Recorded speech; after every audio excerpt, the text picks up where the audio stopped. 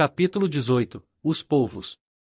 Durante alguns dias o Nautilus manteve-se afastado do litoral americano.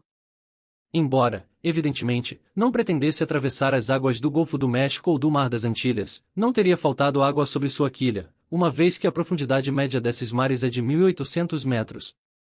De certo, aquela região, por ser semeada de ilhas e frequentada por vapores, não convinha ao capitão Nemo. Em 16 de abril, a uma distância de aproximadamente 30 milhas, avistamos os elevados pitons de Martinica e Guadalupe. O canadense, que tinha em mente executar seu plano no Golfo, fosse alcançando um pedaço de terra ou acostando uma das numerosas balsas que fazem a cabotagem de uma ilha a outra, não poderia ter ficado mais decepcionado. A fuga teria sido possível se Ned Land tivesse conseguido apoderar-se duas galeras escondidas do capitão, porém, no meio do oceano, isso era impensável. O canadense, Conselho e eu tivemos uma exaustiva conversa a esse respeito. Fazia 6 meses que estávamos confinados a bordo do Nautilus. Percorréramos 17.000 léguas, e como dizia Ned Land, não havia sinal de que aquilo fosse terminar. Foi quando ele me fez a proposta inesperada de, sem rodeios, perguntar ao capitão Nemo: o capitão pretende conservar-nos a bordo indefinidamente? Tal procedimento, além de me desagradar, parecia-me condenado ao fracasso. O melhor era não esperar nada do comandante do Nautilus e contar apenas com a nossa iniciativa. Além do que, ultimamente aquele homem vinha se tornando cada vez mais sombrio, retraído e antissocial, como se quisesse me evitar. Eu só o encontrava a raros intervalos. Antes ele gostava de me explicar as maravilhas submarinas, agora, deixava-me com os meus estudos e não aparecia mais no salão. Que mudança se operara nele? Por qual motivo? Eu não fizera nada digno de censura. Seria nossa presença a bordo o motivo de sua angústia? Ainda assim, eu não devia esperar que um homem como ele fosse nos devolver a liberdade. Pedi então a Ned que me deixasse refletir antes de agir. Se a tentativa não desse certo, ela poderia reavivar suspeitas, tornar nossa situação intolerável e prejudicar os planos do canadense. Acrescento que estava fora de questão eu alegar problemas de saúde. Excetuando a dura provação da banquisa do Polo Sul, nunca nos sentimos melhor, tanto Ned quanto o Conselho e eu. Alimentação sadia, atmosfera salubre, rotina diária e temperatura uniforme não davam chance à doença, e, para um homem em quem as lembranças da terra não deixavam nenhuma saudade, para um capitão Nemo, que está em casa, que vai aonde quer, que por vias misteriosas para os outros, não para si, não mede meios para chegar a seus fins, era compreensível uma existência daquele tipo. Nós, porém, não havíamos rompido com a humanidade. De minha parte, não desejava enterrar comigo estudos tão curiosos e pioneiros, agora que me achava em condições de escrever o verdadeiro livro do mar, o qual pretendia ver o quanto antes publicado. Nas águas das Antilhas, 10 metros abaixo da superfície, pelas escotilhas descerradas, quantos espécimes interessantes não registrei em meus apontamentos diários. Eram, entre outros zoófitos, galeras, conhecidas pelo nome de fisálias pelágicas, espécie de volumosas bexigas oblongas, com reflexos nacarados, retesando sua membrana ao vento e deixando flutuar tentáculos qual fios de seda, encantadoras medusas para o olho, verdadeiras urtigas que destilam um líquido corrosivo ao toque. Dentre os articulados, anelídeos com 1,5 metro de comprimento, dotados de uma tromba cor-de-rosa e 17 órgãos locomotores, que serpenteavam sob as águas, dardejando na passagem todos os tons do espectro solar. No ramo dos peixes, raias-manta, enormes seres cartilaginosos com 3 metros de comprimento e pesando 300 quilos, com a nadadeira peitoral triangular, uma certa protuberância no centro das costas, olhos instalados nas extremidades da face anterior da cabeça, e que, boiando como um destroço de navio, às vezes grudavam na vidraça feito uma persiana opaca. Havia ainda balistas americanos, para os quais a natureza não reservou senão o preto e o branco, góbios plumários, afilados e carnudos, com as nadadeiras amarelas e mandíbula proeminente, e escombrídeos com 16 decímetros, dentes curtos e pontiagudos, revestidos por pequenas escamas, pertencentes à espécie das albacoras. Depois, nuvens de sardas, espartilhadas com listras douradas da cabeça à cauda, agitando suas resplandecentes nadadeiras, que constituíam verdadeiras obras-primas de ourivesaria, outrora consagradas a Diana, especialmente procuradas pelos romanos ricos, cujo provérbio dizia: "E não as com quem as apanha". Por fim, peixes anjos dourados, ornamentados com pequenas faixas esmeralda, trajando veludo e seda, passaram à nossa vista como grão-senhores de Veronese, salemas cheias de espinhos esquivavam-se sob sua rápida nadadeira torácica, clupanodontes de 15 polegadas envolviam-se em seus próprios tons fosforescentes, tainhas fustigavam o mar com sua estupenda cauda carnuda, coregonídeos vermelhos pareciam ceifar as águas com seu peitoral bem desenhado, e selenes prateadas, dignas do nome, reluziam no horizonte das águas como raios de luar. Quantos outros espécimes maravilhosos e novos eu teria ainda observado se o Nautilus, arrastado por seus planos inclinados, não houvesse pouco a pouco descido às camadas profundas. Ali, a 2.000, a 3.500 metros, a vida animal não era mais representada senão por lírios e estrelas do mar, encantadores pentácrinos cabeça de medusa, cuja haste direita escorava um pequeno cálice, troquídeos, conchas sangrentas e fissurelas, quítons e raras litorinas. Em 20 de abril, subíramos novamente a uma profundidade média de 1.500 metros. A terra mais próxima era o arquipélago das Lucaias, ilhas distribuídas qual um monte de paralelepípedos na superfície das águas. Avistamos altos penhascos submarinos, muralhas retilíneas feitas de blocos desgastados e assentados por camadas, por entre as quais se viam grutas escuras que nossos raios elétricos não iluminavam até o fim. Essas rochas eram cobertas por capinzais gigantes, laminares gigantes, fucos gigantes, verdadeiro caramanchão de hidrófitos digno de um mundo de titãs. Das plantas colossais, de que falávamos Conselho, Ned e eu, passamos às monstruosas criaturas marinhas, umas naturalmente destinadas à alimentação das outras. Entretanto, pelas vidraças do Nautilus praticamente imóvel, eu ainda não percebia por entre aqueles filamentos senão os principais articulados da divisão dos braquiuros, caranguejos-aranhas com pernas compridas, caranguejos violáceos e clios típicos dos mares das Antilhas. Eram cerca de 11 horas quando Ned Land apontou-me uma inusitada movimentação através das grandes algas. Ora, expliquei, são simplesmente cavernas de polvos. Não me surpreenderia ver ali alguns desses monstros. O quê? Reagiu o Conselho. Calamares, simples calamares, da classe dos cefalópodes? Não, adverti, polvos gigantes. Mas sem dúvida o amigo Land deve estar enganado, pois não vejo nada. Que pena, lamentou o Conselho.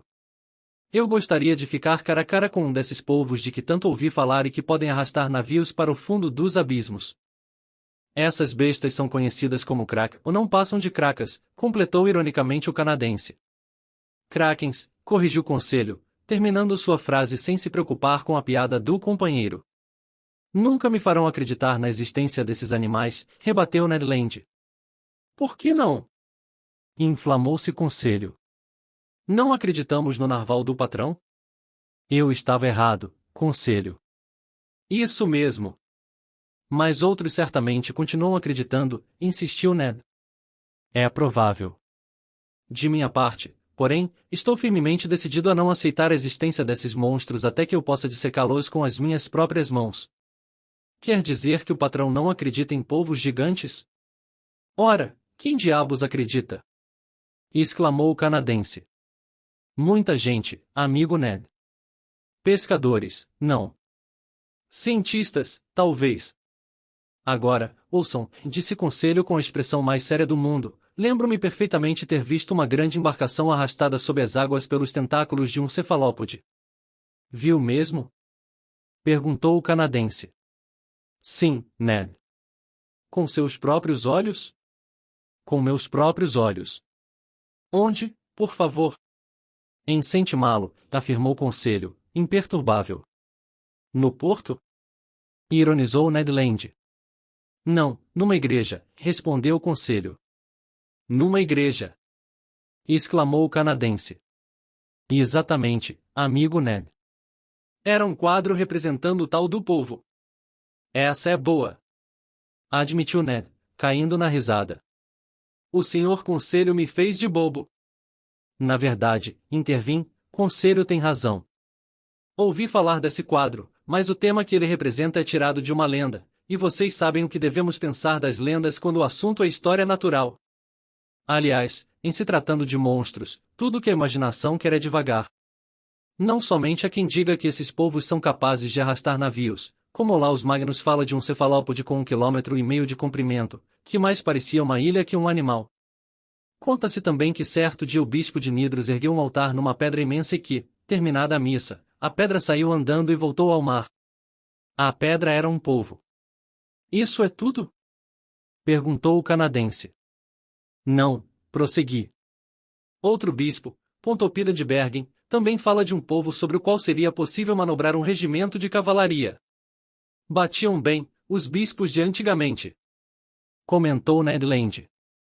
Enfim, os naturalistas da antiguidade citam monstros cuja boca era comparada a um golfo e cujo tamanho os impedia de atravessar o Estreito de Gibraltar. Que disparate! Zombou o canadense. Mas afinal o que há de verdade em todos esses relatos? Perguntou o conselho. Nada, meus amigos, pelo menos nada que ultrapasse o limite da verossimilhança e mereça ser promovido a fábula ou lenda. Todavia, a imaginação dos contadores de histórias requer, se não uma causa, pelo menos um pretexto. Não podemos negar a existência de polvos e calamares de espécies colossais, embora inferiores aos cetáceos. Aristóteles auferiu as dimensões de um calamar de 5 codeias, ou seja, 3,10 metros. Nossos pescadores costumam se deparar com alguns cujo comprimento ultrapassa 1,80 m. Os museus de Trieste e Montpellier conservam alguns esqueletos de polvos medindo 2 metros. Aliás, pelo cálculo dos naturalistas, uma criatura desse tipo, com apenas 2 metros de comprimento, teria tentáculos com 8. Isso bastaria para transformá-lo num formidável monstro. E são pescados ainda hoje? Perguntou o canadense. Se os marinheiros não pescam, pelo menos veem. Um amigo meu, o capitão Paul Boyce, do Havre, não se cansava de me contar seu encontro com um desses monstros desmesurados nos mares da Índia. E, fato mais espantoso, que não permite que se continue negando a existência desses gigantes, aconteceu não muitos anos atrás, em 1861. O que aconteceu? Interessou-se Ned Land. Ouça, em 1861, no nordeste de Tenerife, mais ou menos na latitude em que nos encontramos no presente momento, a tripulação do aviso Alecton assinalou um monstruoso calamar nadando em suas águas. O comandante Bolger aproximou-se do animal e atacou a golpes de arpão e tiros de fuzil, sem grande sucesso, pois balas e arpões atravessam suas carnes moles como se fossem gelatina. Após várias tentativas infrutíferas, a tripulação conseguiu capturar o molusco com um laço, o qual escorregou até suas nadadeiras caudais, parando ali. Tentaram então içar o monstro a bordo, mas ele pesava tanto que, sob a tração da corda, se separou da cauda e, privado daquele ornamento, desapareceu sob as águas. Isso é verdade? Duvidou Ned Land. Verdade indiscutível, caro Ned. Sugeriu-se inclusive batizar esse polvo como calamar de Bolger. E qual era seu comprimento? Perguntou o canadense. Não media uns 6 metros? Interveio o conselho, posicionado na vidraça e examinando novamente as anfractuosidades do penhasco. Precisamente, respondi. Sua cabeça, continuou o conselho, não era coroada por 8 tentáculos, que se agitavam sobre a água como um ninho de serpentes. Precisamente, respondi. Seus olhos, instalados à flor da água, não exibiam um desenvolvimento considerável? Isso mesmo, conselho. E sua boca não era um verdadeiro bico de papagaio, mas um bico fora do comum? Com efeito, conselho. Pois bem. Com a sua licença, patrão, concluiu tranquilamente conselho, mas se aquele não for o calamar de Bolger, deve ser um de seus irmãos. Olhei para conselho. Ned Land precipitou-se para a vidraça e exclamou, diabos! Observei-o também e não pude reprimir um gesto de repulsa. À minha frente agitava-se um monstro medonho, digno de figurar nas lendas teratológicas. Era um calamar de dimensões colossais, com 8 metros de comprimento, que se locomovia de ré, em extrema velocidade, na direção do Nautilus. Olhava com seus olhos grandes e fixos, de tons glaucos. Seus 8 tentáculos, ou melhor, suas 8 patas, implantadas na cabeça, que valeram a esses animais o nome de cefalópodes, apresentavam um volume que era o dobro de seu corpo e retorciam-se como a cabeleira das fúrias. Viam-se distintamente, sob forma de cápsulas semiesféricas, suas 250 ventosas dispostas sobre a face interna dos tentáculos, as quais, às vezes, grudavam na vidraça do salão, produzindo um vácuo. A boca do monstro, um bico córneo na forma de bico de papagaio, abria e fechava verticalmente. A língua, substância igualmente rija, dotada por sua vez de várias carreiras de espinhos pontiagudos, projetava-se vibrando para fora daquela autêntica cisalha. Que extravagância da natureza! Um bico de ave num molusco! Seu corpo, fusiforme e inchado na região medial, formava uma massa carnuda que devia pesar entre 20 e 25 toneladas. Sua cor, inconstante, mudando com extrema rapidez dependendo do grau de irritação do animal, passava sucessivamente do cinza claro ao castanho avermelhado. O que o irritava tanto? Provavelmente a presença do Nautilus, mais fora do comum do que ele, e o qual nem seus tentáculos sugadores ou suas mandíbulas conseguiam agarrar. Não obstante, que monstros aqueles polvos, que vitalidade o Criador lhes injetou, que vigor emprestavam a cada movimento, graças a seus 3 corações. O acaso colocará-nos diante daquele calamar, e eu não quis perder a oportunidade de estudar minuciosamente o cefalópode. Venci o horror que me inspirava seu aspecto e, valendo-me de um lápis, comecei a desenhá-lo. Talvez seja o mesmo do Alecton, sugeriu o conselho. Não, rebateu o canadense, já que este está inteiro e o outro perdeu a cauda. Esta não seria uma razão, argumentei. Os tentáculos e a cauda desses animais formam-se por regeneração, e sem dúvida 7 anos foram suficientes para a cauda do calamar de Bulger se recompor. Tudo bem, tornou Ned, se não é este, talvez seja um daqueles. Com efeito, outros polvos surgiam na vidraça de estibordo, 7, pelos meus cálculos. Escoltavam o Nautilus, enquanto eu ouvia os rangidos de seu bico sobre o casco metálico. Estávamos muito bem servidos. Continuei meu trabalho. Os monstros mantinham-se em nossas águas com uma precisão que os fazia parecer imóveis, e eu poderia ter-lhes desenhado a silhueta sobre o vidro. De fato, avançávamos a uma velocidade moderada. Subitamente o Nautilus estacou, sacudido em toda a sua nervura. Será que encalhamos? Perguntei. Se assim for, já nos desvencilhamos, pois flutuamos, respondeu o canadense. O Nautilus flutuava, sem dúvida, mas deixará de avançar. As pás de sua hélice não fustigavam as ondas. Passou-se 1 minuto. O capitão Nemo, seguido por seu imediato, adentrou o salão. Fazia tempo que eu não o encontrava. Pareceu-me sombrio. Sem falar conosco, sem nos ver talvez, foi até a escotilha, observou os polvos e disse algumas palavras ao imediato. Este saiu. As escotilhas voltaram a se fechar. O teto se acendeu. Dirigi-me ao capitão. Uma curiosa coleção de polvos, disse-lhe, no tom displicente do aficionado diante do cristal de um aquário. Tem razão, senhor naturalista, ele me respondeu, e vamos lutar corpo a corpo com eles. Fitei o capitão. Julgava não tê-lo ouvido direito. Corpo a corpo. Repeti. Sim, senhor. A hélice está parada. Penso que as mandíbulas rijas de um desses calamares penetraram em suas pás, o que nos impede de avançar. E o que fará? Subirei à superfície e massacrarei esses parasitas. É uma tarefa difícil. Realmente. Como as balas elétricas são impotentes contra essas carnes moles, onde não encontram resistência suficiente para explodir, atacaremos com machados. E arpão, senhor, disse o canadense, se não recusar minha ajuda. Eu aceito, mestre Land. Vamos com o senhor, eu disse. Seguindo o capitão Nemo, nos dirigimos para a escada central. Lá, uns 10 homens, armados com machados de abordagem, estavam prontos para o ataque. Conselho e eu pegamos 2 machados. Ned Land agarrou um arpão. O Nautilus retornará então à superfície das águas. Um dos marinheiros, instalado nos últimos degraus, desatarrachava os rebites do alçapão. Porém, assim que os parafusos saíram, o alçapão ergueu-se de chofre, aparentemente sugado pela ventosa de um tentáculo de polvo. Imediatamente um tentáculo esgueirou-se como uma serpente pela abertura e 20 outros se agitaram acima de nós. Com uma machadada, o capitão Nemo cortou o indescritível tentáculo, que, ainda se contorcendo, escorregou escada abaixo. Enquanto nos espremíamos uns atrás dos outros para alcançar a plataforma, outros 2 tentáculos, lunindo no ar, abateram-se sobre o marinheiro posicionado à frente do capitão Nemo e o arrebataram com uma violência irresistível.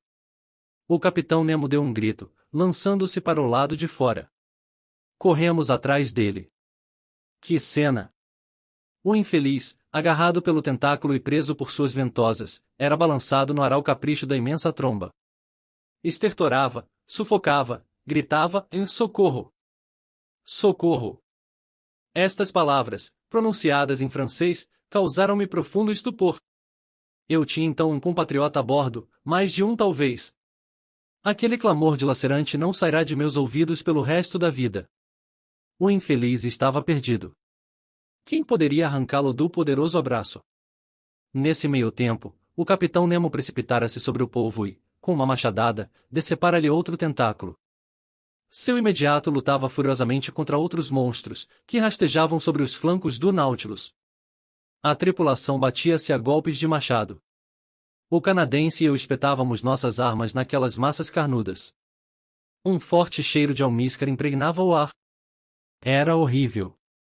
Por um instante julguei que o infeliz, enlaçado pelo polvo, seria aspirado por sua poderosa sucção. Dos 8 tentáculos, 7 haviam sido cortados. O último contorcia-se no ar, abanando a vítima como ela se fosse um leque. Mas no momento em que o capitão Nemo e seu imediato precipitavam-se sobre ele, o animal expeliu uma coluna de um líquido negro, secretado por uma bolsa localizada em seu abdômen. Ficamos cegos. Quando a nuvem se dissipou, o calamar havia desaparecido, e, junto com ele, meu infeliz compatriota. Que fúria nos impeliu então contra os monstros! Não mais nos continhamos. 10 ou 12 polvos invadiram a plataforma e os flancos do Nautilus. Corcoviávamos feito doidos no meio daqueles tocos de serpentes que fervilhavam sobre a plataforma nas águas de sangue e tinta preta, enquanto os viscosos tentáculos pareciam renascer como cabeças da hidra. Embora as arpoadas de Ned Land mergulhassem nos olhos glaucos dos calamares e os furassem, meu audacioso companheiro foi subitamente derrubado pelos tentáculos de um monstro que ele não conseguirá evitar. Fui tomado pela emoção e o horror. O bico descomunal abrirá-se sobre Ned Land. O infeliz ia ser cortado ao meio. Corri em seu socorro. O capitão Nemo se antecipou, contudo, e seu machado desapareceu entre as duas enormes mandíbulas. Milagrosamente salvo, o canadense, levantando-se, enfiou seu arpão até o fim no triplo coração do polvo. Eu estava lhe devendo uma, disse o capitão Nemo ao canadense. Ned se inclinou, sem responder. O combate durará 15 minutos.